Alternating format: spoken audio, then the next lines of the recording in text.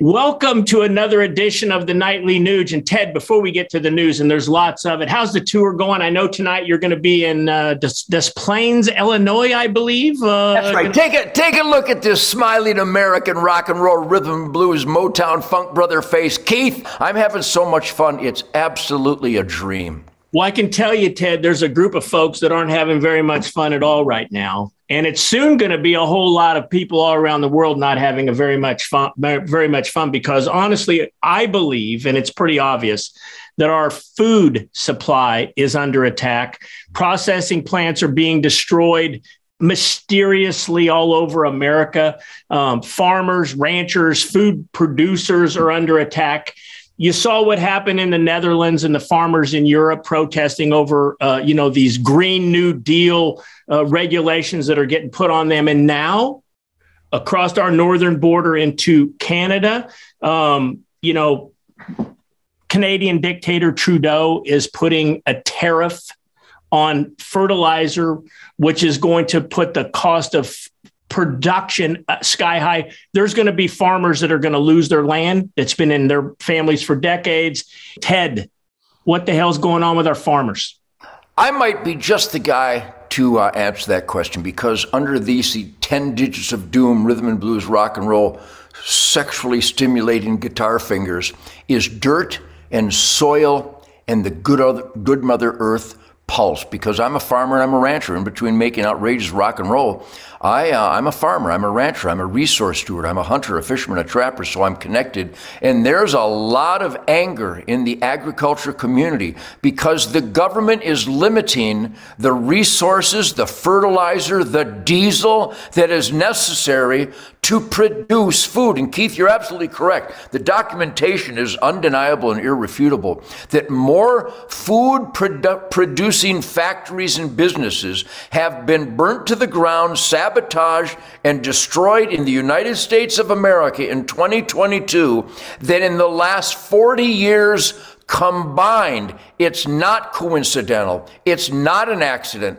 Let it be known that the government of the United States and the governments around this world that are intentionally limiting the necessary supplies to produce food for humankind have genocide on their mind. And if you don't believe the guitar player, check out Klaus Schwab and the terrorists, the Nazis, the genocidal monsters like Fidel Castro's illegitimate son up in Canada, punk-ass Trudeau.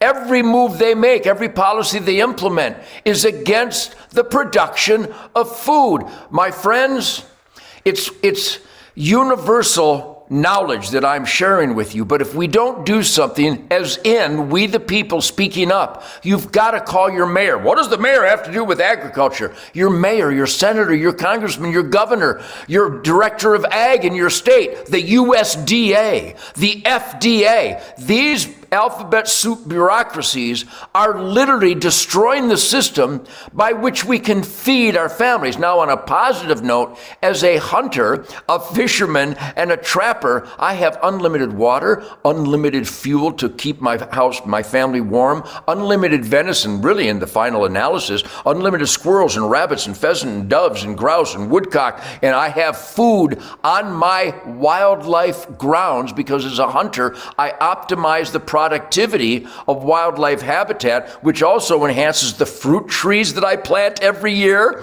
It enhances the different crops that I plant without chemical fertilizer, but without those ingredients that our Green New Deal scam artists who have destroyed the energy industry in America, have destroyed the quality of life in America, have limited the food supply. These bureaucrats are guilty of turning on we the people. Now, I recommend that we the people turn on them by communicating and putting pressure on them, and join me at hunternation.org. Hunternation.org has made inroads into these criminal, corrupt bureaucracies and bureaucrats, and we're turning the tide. But if you don't put pressure on your elected employees, they laugh in your face. Hunternation.org. Sounds too simple to be true. It's true.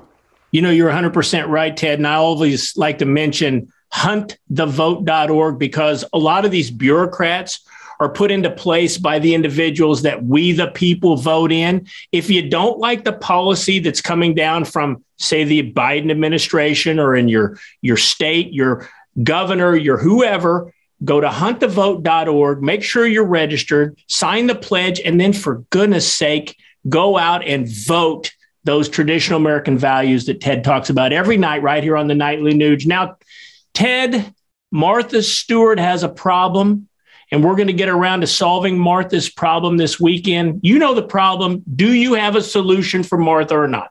I guarantee I have all the solutions. The Nugent family operates 100% in the asset column. So I'll share our experience and our accumulated wisdom with people who care on the Nightly Nuge. So Martha, stay tuned, because on the weekend edition of the Nightly Nuge, Ted Nugent and the Nightly Nuge is going to solve your problems. Come back again tomorrow night. We'll have some more The Nightly Nuge right here. Hey, Ted, tomorrow we're going to have a guest, Chris Kobach.